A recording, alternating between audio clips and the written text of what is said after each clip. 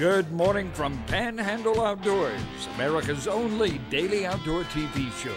Your source for fishing, hunting, and information for folks who enjoy the great outdoors. Now sit back, relax. It's Panhandle Outdoors.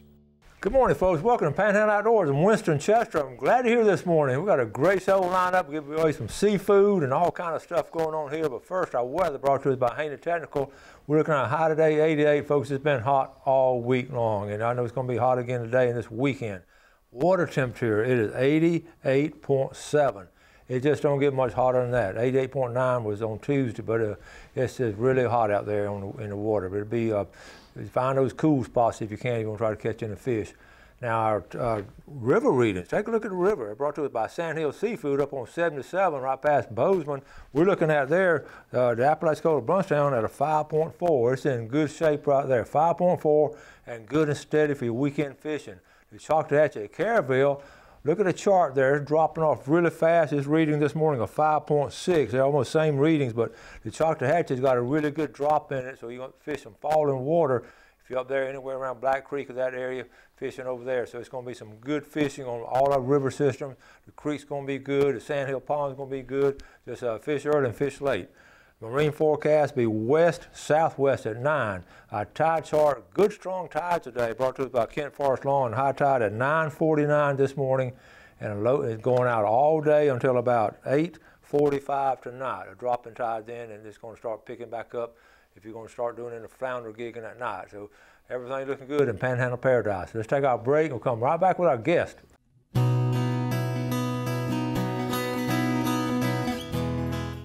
Wow, welcome back, folks, and welcome these two fine young men right here. Sonny Lovett, good morning, Sonny. Good morning, Coach. Billy Melvin. Hey, Coach. All right, these are some of my former football players. Check it out. Now, they were, back in the day at Mosley High School, they were good ball players. Welcome to the show. Thank you, sir. Y'all remember those days playing ball? Oh, my goodness, never forget them. It was hot, wasn't it? Never forget them. All right. Never forget the influence you had on us also. Well, I appreciate that. Do you think we can line up on the goal line and run some sprints right now? We'll try it. Get the ambulance out of there. They were fine young men and great contributors to the school and also to our community now. So tell the folks a little bit about yourself. Sonny, we'll start with you. Just went out into the working and as an operating heavy equipment operator around, and about half retired of that now. Work out at the port of Panama City. Okay. Currently. And your dad, everybody knows your dad, Mom. Yeah, Jimmy Lovett and Barbara Lovett. I was running Jimmy down Howard Creek all the time. I've been trying to follow him because he's a good fisherman. He'll outrun me before I get behind him. Yeah. All right, Billy.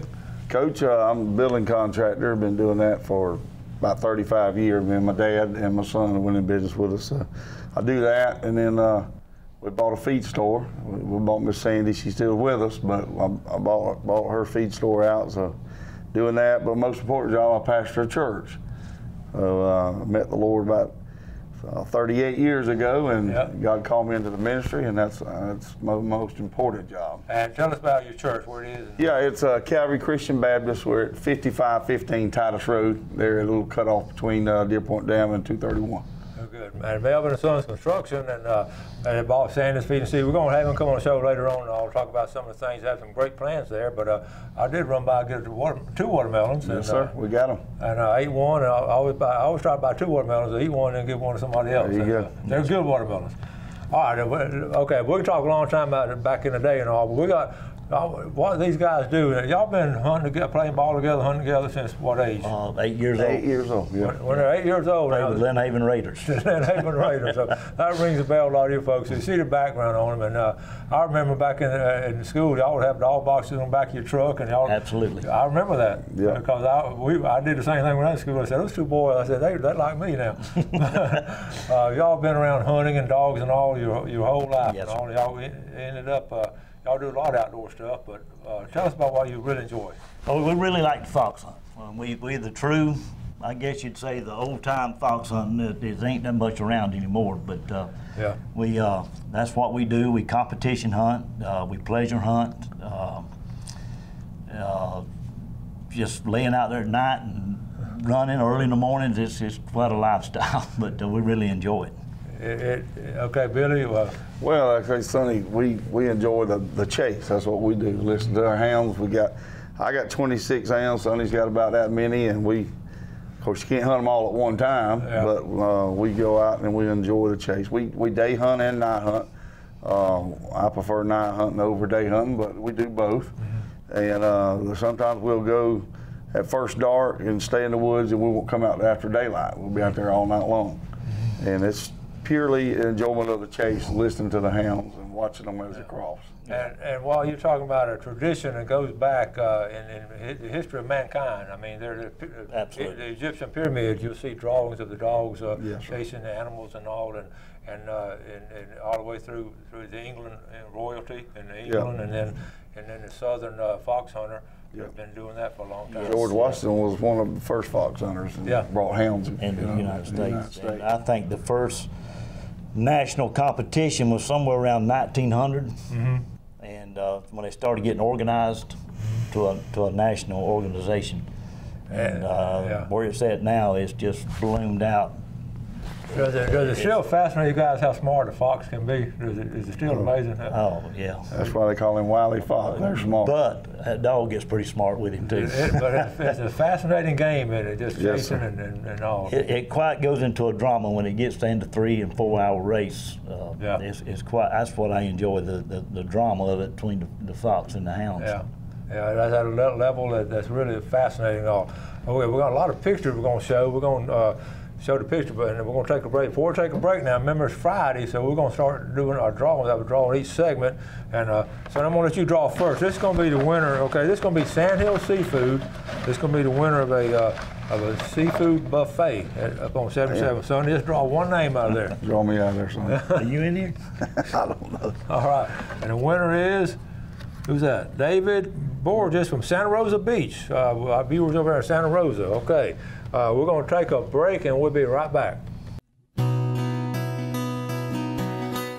All right, welcome back. Sonny Lovett and Billy Melvin here, just fascinating characters. I've known them a long time, and we're talking about taking care of animals and all. We know how well you take care of your dog, but Billy, you mentioned something about taking care of the fox. What do y'all do? We do. We feed our game that we run. We go to where we know they're at, and we put feed out, and from time to time we'll actually put wormer in it and worm them, so we want to keep them in good shape. We don't want to catch them, we don't want to harm them. We just like to chase them and listen to our hounds run. And I've always felt like, and I feel strong about this, the fox enjoys the chase just as much because it's like with the kids hide and seek, you know? Yes, sir. It seems like it. There was actually a story I could tell real quick. Me and Melvin, we was over there around the powerhouse back in the 80s, and we'd run all night. We'd give slam out, and we hated to catch dogs, but they was give out too. And we did. We caught. It happened right at the crossing, and we caught every dog. And the box was slammed full of dogs, tail sticking out of the box and all that. Mine and his both. And we felt pretty good about catching dogs. And we looked up, and there was a fox sitting right there in front of the truck.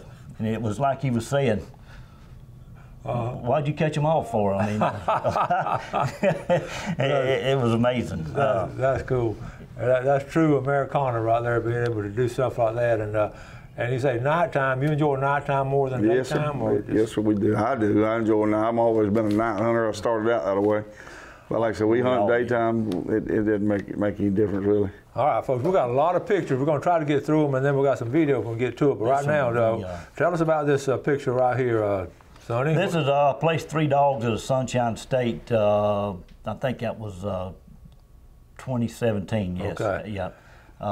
That's competition hunting right there. We both do that. That was a 3-day hunt up in Alabama. Okay, and that's the thing about it. We're not just competition hunting. I mean, you hunt at night and everything, but also.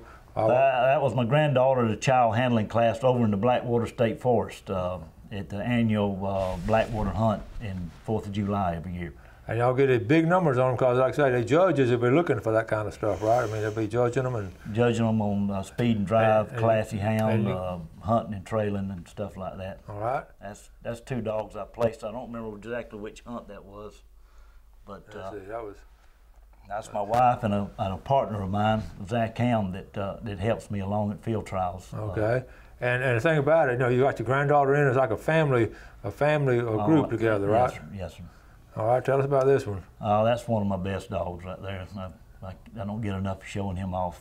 Okay. How old is that dog? That dog there in that picture is probably about 2 years old there. And that's what a foxhound's supposed to look like. That's what it looked like, huh? Yeah. And well, they're different colors, you know. But yeah, and think about it, you get to spend so much time with them and all. All right, what about this one? That's me and Melvin just coming home from a field trial, one-day hunt. We had been in Georgia that day. And that's my niece up there. She got in the picture, but we'd won that dog feed. Well, you know what's great about it, you know, you're showing a lot of young people that y'all are getting in it too. All right, tell us about this. That was in Dry Creek about 5 years ago. I placed 3 dogs there. Now tell us about that swing. That's fascinating. My dad builds them swings. Okay. Out of Jennifer and Cedar, and he builds them to sell, but he don't like to do it full time. Yeah, he wants to fish. He wants to fish. It's hard to get him to do it during fishing season. I understand that. All right. On this one here. That's the same picture, I think. Okay. Yeah, it's the same day. How often you feed your dog twice a day or at night, or how do y'all do that? Or feed them? That's once a day. Okay. Yeah. What about this one? That was a trial in Georgia also that we won that hunt. Me and Billy did. Folks, you're looking at 2 guys right here that are serious about it, but not just serious about it, they're very successful with this. And they're well known throughout the South. Oh, this is a throwback. Tell the story on that one. What's this, Billy?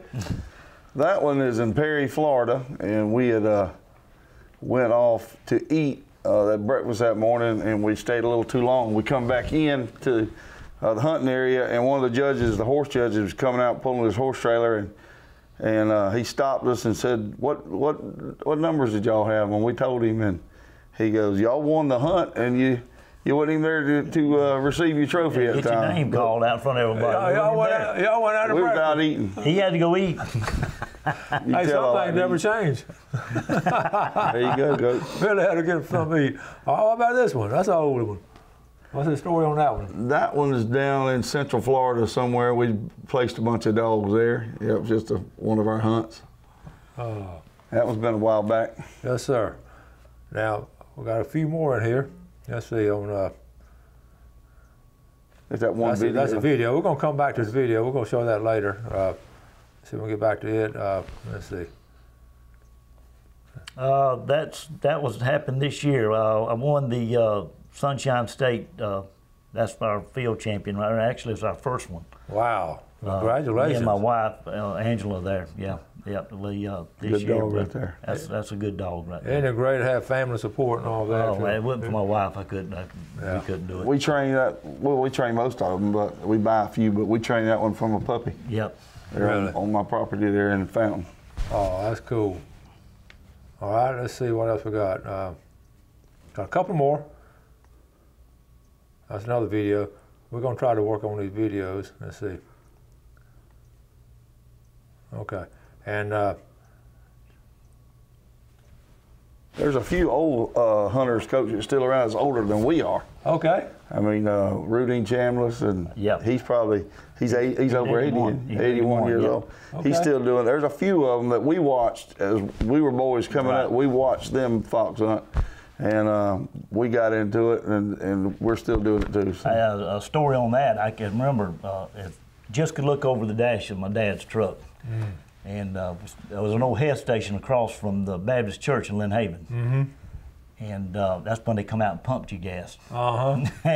And Rudine come out, he owned that station, he would come out and pump. But I remember looking over that dash, and I seen a truck over there, and it was loaded down with dogs. And it amazed me. And I asked my dad, I said, what's going on right there? And he said, son, that's Rudine Chambliss, he's a big fox hunter. Mm-hmm. And I thought right then, I said, I like that. I got to do that. Yeah, we talk about amazing how inspirations when they're young and all, taking kids fishing or show them, take them out in the woods and all. What an influence that makes. Oh, absolutely. And y'all seen that. That's a great story. All right, what about this last one right here? That's a oldie. That's an old one. That's from way back. Way back. And all right, now we got another segment coming up. We got to do some drawing right now. What about like I say, most of the time when y'all are hunting. Do y'all move the trucks a lot, or y'all just sort of stay in one area? Or Well, it depends on the way the fox runs, but most of them, you can, when you get him settled down, he first wants to run, tries to outrun the dogs, and you might have to move, but a lot of times you can sit in one place. What you think they run? We like to sit in one spot. Yes, we really do. You get to drive around. In the wintertime, we'll build a fire, right, and we just sit there and listen. You know, but sometimes the fox wants to move around, so we'll want to get as close as we can so we can hear the race. Yeah. But it's a great sport to be in. I started out as, like I say, like Sonny, as a young teenager. I bought my first deer dog. That's the way I got started. I bought my first deer dog from a man, and his brother had told me, said, he's got a fox dog, but it runs deer. I said, well, I don't want no fox dog, but I went and got the deer dog, and then I eventually started running fox with the dog, and I said, forget this deer hunt, I'm gonna fox hunt. So I've been fox hunting the whole time. That's cool. All right, let's get our draw in for this segment here. We've still got one more segment coming up, some more good stuff. This is going to be for Tarpon Dog Seafood now. And Bill, I'm going to let you draw. This winner is going to win a $20 gift certificate to Tarpon Dog. All right. All right. Who's that? Vicky Brown. Vicky Brown from Deer Point Lake. Coach Brown.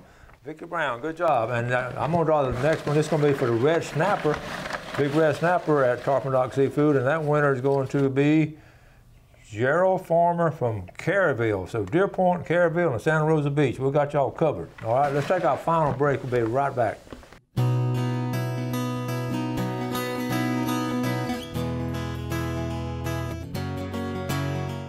All right, welcome back. We're having a great time here this morning. I just love these guys, and I've known them a long time. They're just good guys, and they love the outdoors and really have a passion for it. But let's do our fishing game times today, brought to us by Blue Water Outriggers, talking about folks that enjoy the outdoors.